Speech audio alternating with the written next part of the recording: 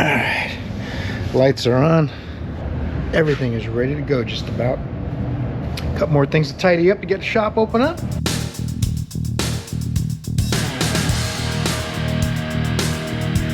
we can start a day in the shop. Thanks for tuning in. I'm Jimmy. We're making it work. If you're new here and you're wondering what's going on, that's the dealio. We're going to spend a day in the shop. We're heading to the weekend. I'm filming this on a Friday. I'm looking forward to the weekend. We're going to go to Meekum, check out some cool cars. Really expensive to get in that place. It's a little crazy. I'm on the verge of not going anymore because they keep raising the price. It's now $30 to get in there and like $14 to park.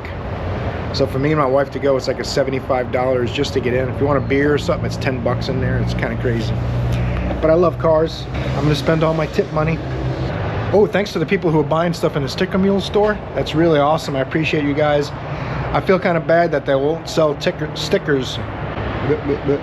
I feel kind of bad they won't sell stickers less than 10 because they print them when you order them, and it's in bundles of 10.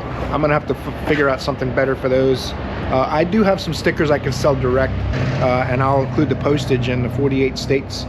You just got to let me know in the email below which sticker you're interested in. I have a bunch of them on hand. Everything that's being sold in the Sticker Mule store, I've bought and sampled myself to make sure it's what I want and it's the way I like it before I put it in the store to sell. But I added a couple new t-shirts this week. A lot of stuff to check out there. Stickermule.com/JMIW, Jimmy Making It Work. But I'm not here to sell you stuff. I just appreciate the support. If you can swing it and you want some swag. Man, we got some cores, don't we? Look at that. We're starting our own salvage yard. You guys need parts? Just give me a call. 1-800-what-the-hell. 38 degrees this morning. That's why I got the hat on, because my shiny head, about 45 degrees is the coldest my shiny head can handle. Any more than that, I gotta wear a hat. I have a beanie somewhere. I just didn't dig it out. Anyway, I've been flapping, and I'm anxious to get this day going, hoping it's going to warm up a little bit. Hope you guys are staying warm too. I know a lot of you are further north than I am. It's got to be pretty cold up there, so stay indoors if you can. Let's get the shop open up so we can learn a thing or two and have some fun. What do you say? All right, let's see what the day holds in store. I'll put some clips in if you want to see. Ford Transit van with a check engine light on. 2017 Hyundai Tucson. We're going to get started. Stay tuned. All right, guys, we got a 2018 Ford Transit van with a check engine light on and an oil change overdue by 3,000 miles. And it stinks, as you might imagine. Commercial vehicle, but someone's thirsty and they like a smoke every now and then. Automatic selection. There you go. You put the VIN in for me. I like technology. Excellent. I want to take a look too. Someone was mentioning CAN capability with this scan tool. I'm not sure if it can show you a CAN system communicating. That's possible, but normally on the lower end scan tools you're not going to get that. We're going to try right now on this vehicle because I'm kind of curious myself. It's been a fantastic scan tool, by the way. In this price range, pretty impressive little tool. It's smaller than you might expect looking at pictures of them online, so when I got it I was a little surprised it was small. But as I've said earlier, don't let the size fool you. This tool is going to be great for a DIYer and capable for a professional. So it does a lot of what we need in the shop. The only thing, like I said, between the D1 Lite and the regular D1, this is the Lite. It doesn't do Audi and Volkswagen coding. So if you need that, then you get the regular D1, not the Lite. A little more money because they pay for that capability and then include it in the tool if you're willing to pay a little bit extra, then you get that capability. PCM 1 fault code, no codes in the other modules. Let's see what that code is. Read the codes. I want to see memory codes. There's 3 different kinds in Fords. Key on engine off, key on engine running, and memory. Memory is what I usually look at first. If you get a code with the key on engine running or the key on engine off, then something's really bad. Memory means it happened at any point. You're not sure when, but you can look at freeze frame data to sort that out. Catalyst efficiency below threshold, very common failure. P0430. This truck also needs motor mounts when you have it running. Let's start it up and show you.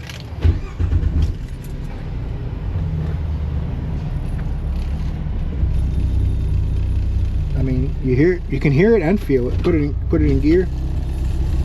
I mean, look at the keys. This truck's got issues. I don't want to run it too much, so I'm going to turn it off, key back on. I'm going to try to see if I can find the CAN data we talked about, and I'm going to bring up some oxygen sensor data, and we can compare the front oxygen sensor and the rear oxygen sensor on bank 2 to see how well this cat is performing. But 19 out of 20 times catalytic converter is bad, with the exception being if it has exhaust leaks or something odd going on with the O2 sensor as far as shorting with a heater and things like that. It can cause erratic voltage readings and things that might make the computer think there's something going on with the cat. But there's no circuit codes. The only code is cat efficiency. The chances of it being something other than a cat are small, so we'll just do some basic testing to verify. Freeze frame, you can look at that, see when that code's set. Real time, 176.6. Closed loop, 36% load. Engine was warm. Fuel trims look pretty good. It's adding a little bit on the long term, subtracting a little on the short term. That's about right. Anything under double digits, anything under 10% is probably okay. Codes set when you get to 25% or so, you'll get fuel trim codes. Manifold pressure 6 pounds. Engine RPM 600. Spark advance. Intake air 84 degrees. So this was probably a little while back. It's code set a couple weeks ago. Barrow. That's sea level basically. So that all looks pretty good. Now, if you get a code when the engine's hot, then obviously you got to do your testing with the engine hot. If you get the code when it's cold, you got to let the engine cool off and try to reproduce those the same environment that set the code, because it may not set hot and it may not set cold, and you'll just be wasting your time running around in circles if you don't meet those conditions sometimes. Let's get in here and see if we can find this CAN data someone spoke of. I'll spend a few minutes trying to find that, and I'll come back and show you if I do. Pulled the old sticker, and someone had put stickers over the old stickers. They were stacked up. Cleaned all them off. To do this one, you just hold down the brake and the gas until you get a message that it's resetting it. It takes about 25 seconds, and you're done. You won't get that troublesome message on the dash. Just tells you. Another thing that's cool about this auto fix tool, if it doesn't do it for you automatically, the tool will tell you how to do it manually with buttons and brake pedals and whatever the case may be. A little different for every car. So I actually did that while I was in here searching for how to talk to the CAN system and show CAN activity, but I don't see it for this vehicle. Maybe for other vehicles you can do it. But in hot functions you can do keys, configurable engine immobilizer lock configuration, passive anti-theft system functions, VIN odometer check, regular odometer, airbag reset, power balance. So it's going to want me to start it up, and we'll see what that looks like. Probably like a Ford IDS, I hope. Man, those motor mounts or something is really bad. This is if I wanted to kill a cylinder, I can select cylinders and I can kill them to see what kind of response I get.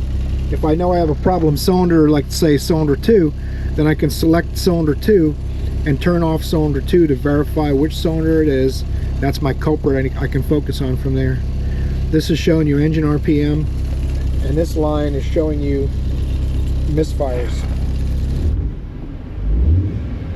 If I had misfires, one of these lines would drop off.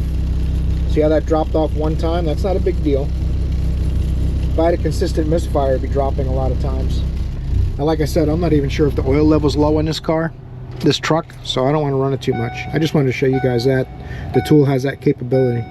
I don't think looking at CAN is something I can do with this tool without plugging something special into that CAN output, into the OBD2 port. Some tools might be able to, but I don't see it in here. If I do come across it, and of course I'll show you that. We're going to go back to home. All right, I'm going to let them know. I sent the report. I had to print it. I couldn't do it through email. I have to register my Google email on here to be able to send out an email. This has to be enabled as well. I haven't done that yet. I just print them for now. I'm going to go ahead and knock out the oil change too. Kyle's busy. Got a wheel alignment on a Mercedes. And the oil changes pay pretty good on these. We already do the inspection, which is part of the oil change and part of the inspection. Maybe I gotta do it twice, I don't know. I'm gonna go ahead and drop the oil and filter. I've already looked at the tires and brakes and all that's good. It's got valve cover gasket leaks, bad cat on the right bank. Haven't done a thorough diag on it yet, but we're gonna do that. I also, oh look, on the gear wrench truck, look what I got. If you haven't seen these things, prepare to be amazed. It's an extension that doesn't really fit in a lot of places from Vim, but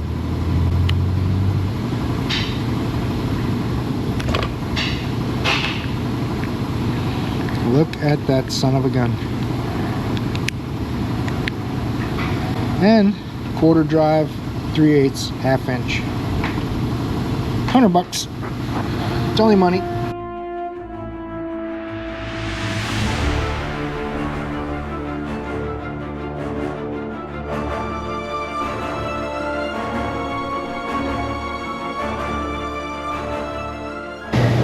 It has been slow today, guys. I apologize, but we finally got another one. 2017 Hyundai Tucson. It's really running bad.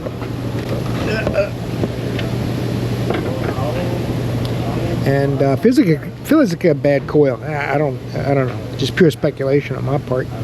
It's also got a turn signal out. So we're gonna do an inspection. I'm gonna check it out real quick. Take a look at the fluids and filters and stuff. Although this one's real easy to look at the filter. You just go like this, and then you go like this. It'd be really cool if they all did that. Ooh, that's dirty. It's not absolutely terrible. You can hold them up to the light. See if you see light through it. It's dirty. It's not horrendous, but it is dirty. So we're going to recommend a few of those things. We're going to put the scanner on it, see where it's misfiring. And like I said, what the heck is this? Turbocharged? I'm going to see what cylinder it's misfiring on. Probably a coil, like I said. And then I'll move the coil if that's what I think it is after looking at the scan data. We'll see what we can come up with for it. Make a little something happen.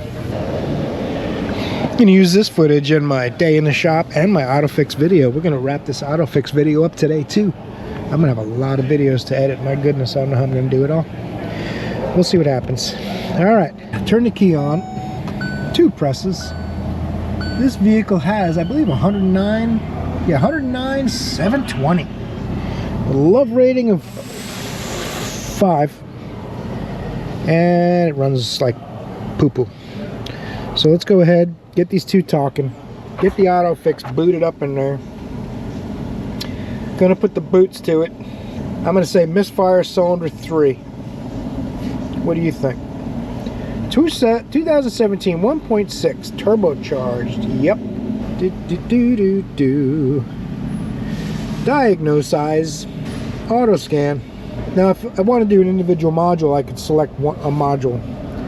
You don't have to do the auto scan on every car. I do it because I like to know something about other things that are going on with the car.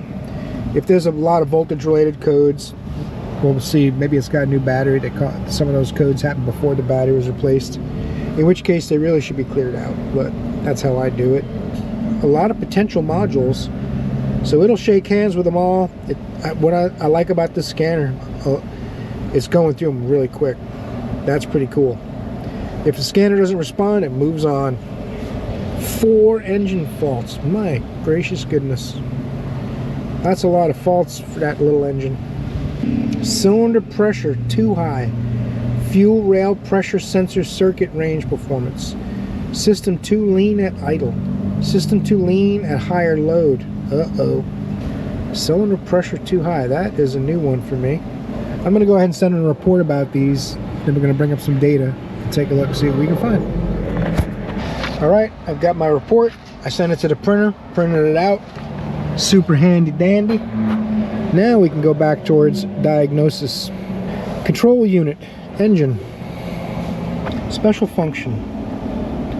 I want to see, nope, it's not going to show me active test.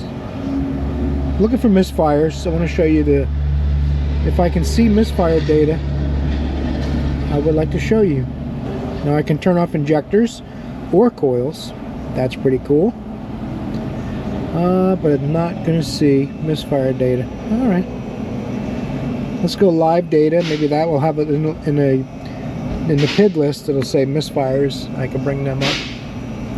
All right, we have real low fuel pressure. That's what they call it. Doesn't mean it's really low. Filtered rail pressure, real value 87. Fuel rail pressure sensor voltage 0.6. Fuel rail pressure set point 580 psi. I couldn't find a data PID for actual fuel rail pressure. I think this is desired, but I'm going to find it. Target low fuel pressure, real low fuel pressure. Cylinder misfires 1, 2, 3, and 4. I've got them up. I'm not seeing misfires. So what I want to do is cancel all and just go misfires. Graph. I'm going to see what we see from misfires. Oh, that's ignition output value. I don't know how that happened. Go back. That's my fault. I selected some stuff that I shouldn't have. I definitely feel a misfire. It just kind of really feels like a coil, but it definitely could be an injector. They'll feel similar. All right, misfires current 1, 2, 3, and 4 showing 0. That's kind of strange because I feel it misfiring. Misfires relevant for emissions. Total count of emission relevant misfires. And we've got 2, 3, and 4 all misfiring. That's kind of strange. Look at those. We're going to enlarge the screen. So my blue cylinder 1 is not misfiring at all. 2, 3, and 4 are all misfiring. See which one's the worst. Brought the engine speed up to about 2,000 RPM or so. Oh. They're all kind of misfiring, but the light green and red are taking turns. 4 and 3 are taking turns being the worst. They're all jumping around a little bit. We may have to pull all the coils out of this and do a visual inspection on them. It's kind of strange. I'm seeing more cylinders misfiring than I expected for sure. It feels like 1 or 2 maybe cutting out here and there, but I also don't know. 109,000 miles, it's overdue for a tune-up a little bit if it hasn't been done. But normally worn spark plugs won't cause a misfire. They'll cause poor gas mileage, a little bit of a lack of power, possibly because the bigger gap retards ignition time slightly. Yeah, the blue line is staying at 0. All the rest of them keep showing misfires. Number 4 being the worst. All right, let's put this to sleep a minute and take a look at coil number 4 before we spend too much more time chasing our tails. Take the connector off of the high pressure pump and the coil. Coil's got this little gray latch. You pull that back before you can squeeze it like this. It's actually a pretty cool design. 10mm bolt. Hopefully this fits out relatively easily.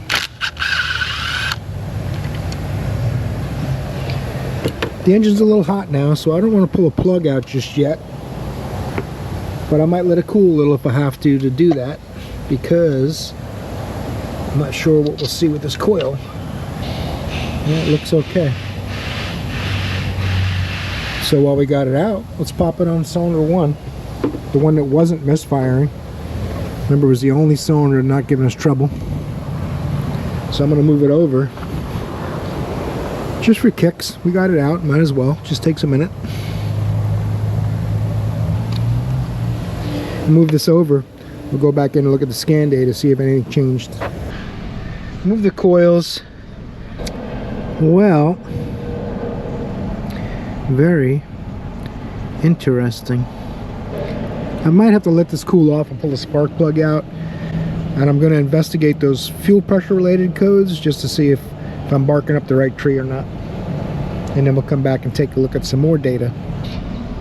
One of the things that's interesting to me, some of these codes, oxygen sensor, fuel rail pressure, random cylinder misfires, so many cylinders misfiring, the cylinder pressure too high.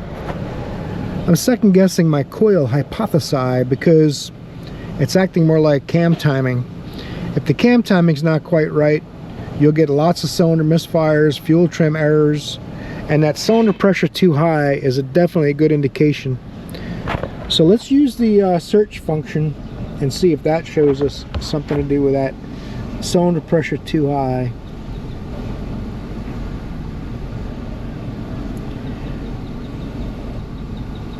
Indicative of a problem with the solenoid and the engine's variable valve timing system. See? Almost always caused by dirty oil. And the oil change is just a couple hundred miles overdue, which might not seem too bad unless they put a 10,000 mile interval. That's very bad. Don't do that. I know the manufacturer might say 10,000, but I don't really care what they say. There's a lot of things they're 100% right on, and there's certain things they do because they're told to. And oil change intervals are one of them. You'll get out of the warranty phase, which this one just about is. I'm not sure. Yeah, Hyundai's 100,000. I'm not sure if this engine's under the extended warranty or not. But anyway, let's go look at cam timing data PIDs.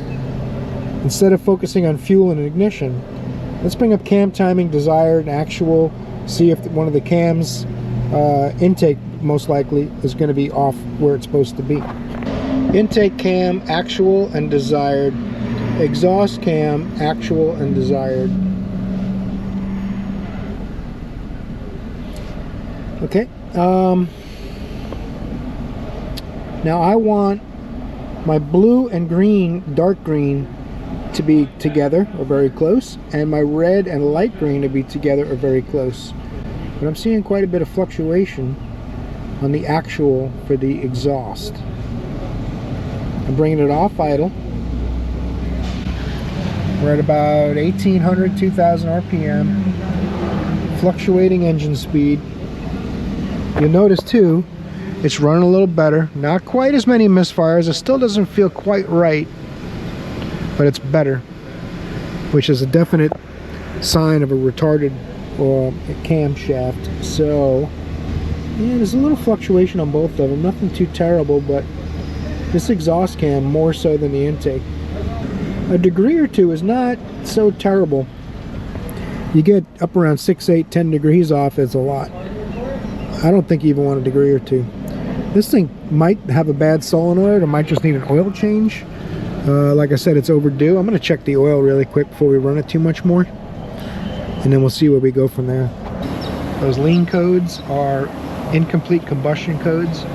If a cylinder doesn't light, all the fuel and air going in there is correct, but it doesn't light because of a problem with the valve, then that stuff goes in the exhaust unburned, and all the computer knows is I see a lot of oxygen, so it's lean.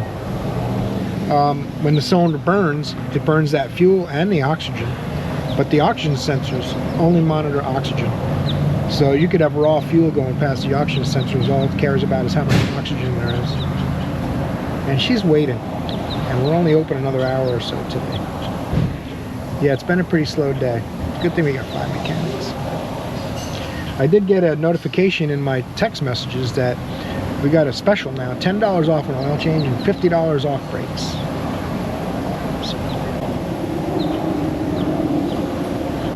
All right, let's see what happens to this one, and we'll come back to it if the customer wants to go further with the diagnosis.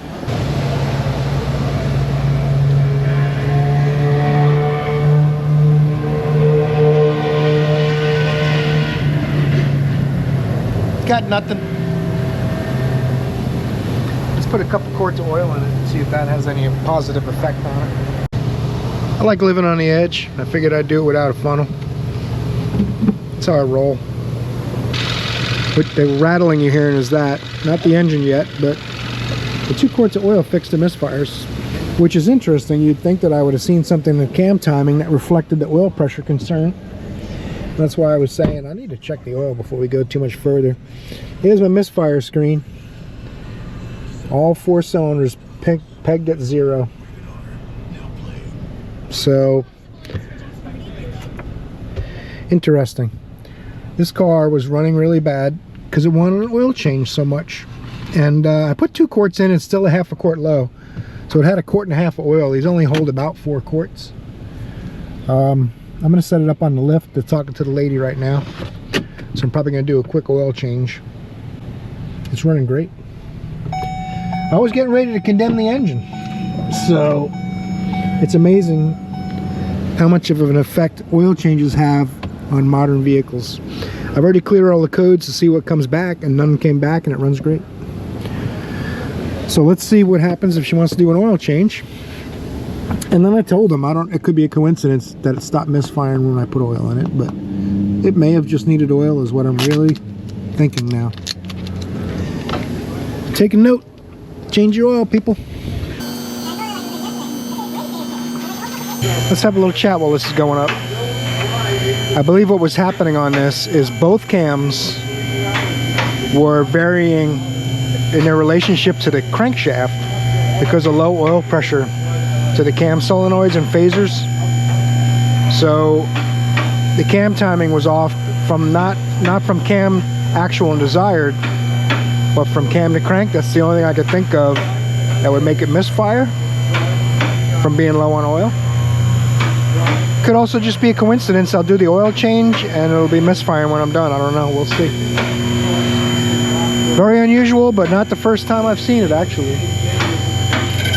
Oh, the lift said that's as high as you go. You could try some more. Let's see. It doesn't work. That's it. That's all you get. We got a little filter drain action going on. We got a new filter. You guys hang on to that for me? Thank you. Appreciate your help. Oh man. Let's see. We got a 17 on the drain. Oh, we got an accident across the street. That's terrible. Someone in an old Camry rear-ended a brand new $75,000, $85,000 Cadillac SUV. Damn. That's going to be a tough day.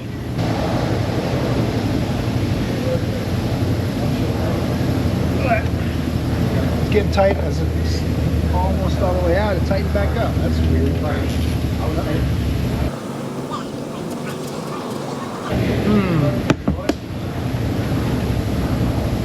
Well, a quick, easy oil change. Let's go.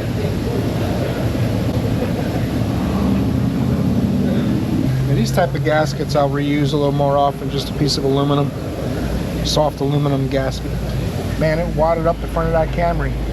I didn't see the back of the Cadillac yet, but it's messed up. Fucking hilarious. I like that.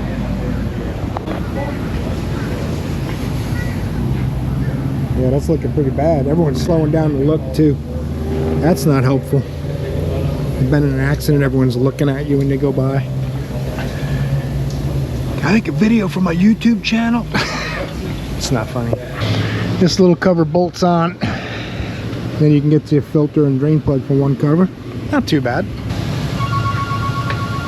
The phone. It's ringing.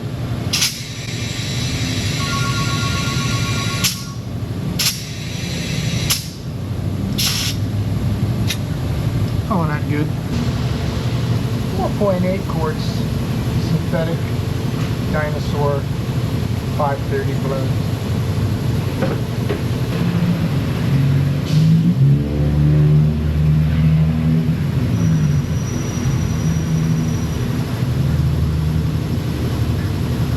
I'm feeling pretty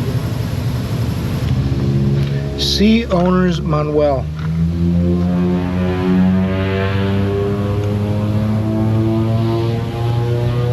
Alright, a little bit of washer fluid, and I recommended a filter and a couple other things, but I think we're just doing the oil change. We're going to try to see if this thing runs good again. Then we might do more, I'm not sure. Some washer fluid, we're going to hop inside, see how it runs. Let's see here. I got to get a sticker for it too still, but I'm going to let it run a minute while I get that. I can reset the oil reminder. Let's see, user settings, service interval, okay, 3 months, menu, service in, 5,000 miles, 182 days, nice. All right, it seems to be running really good. So, nice steady tack. So before the tack was, but it was running so bad. It's really weird that the cam timing wasn't showing more variation from actual and desired. I really expected to do that if it was oil related. Not sure why it didn't. Can't hope to explain it to you, tell you the truth. But it might have been cam crank correlation, but it didn't set any codes for that. It was low on oil. I topped off the oil. It runs good. Anytime I see a car low on oil like that, that's the first thing I'm going to try, unless I am, you know, hear rattling and banging. It's already done, so there's no point in wasting oil at that point. Let's get a sticker in this thing, take it for a quick drive. If anything more comes of it and we find out that it's not going to live, then we'll let you know. We'll see what happens with this one. I think it's going to be good. Tell me in the comments if you think that oil change fixed it. All right, guys. Nothing else going on today. Slow day. I apologize for that, but I have a lot of time saved editing videos because I got a couple of tool reviews. I got 3 tool review videos, another LazFit video coming out, so be sure to check those out. I appreciate your time watching the video. The support's been awesome. Channel's doing really good. You guys are awesome. I don't know if I say that enough, but really when I started doing this, I never really expected it to work. Now that it's working a little bit, I want it to work a lot. But thanks to you guys, we're where we're at now because of you guys. You guys are awesome. So hope you enjoyed today's video. Maybe you'll torque the like button before you head out. And don't forget, check out Sticker Mule store too. I don't know if I told you that. stickermule.com/JMIW if you want to check out some swag or stickers or something like that. In any event, I hope I see you in the next video because you're awesome.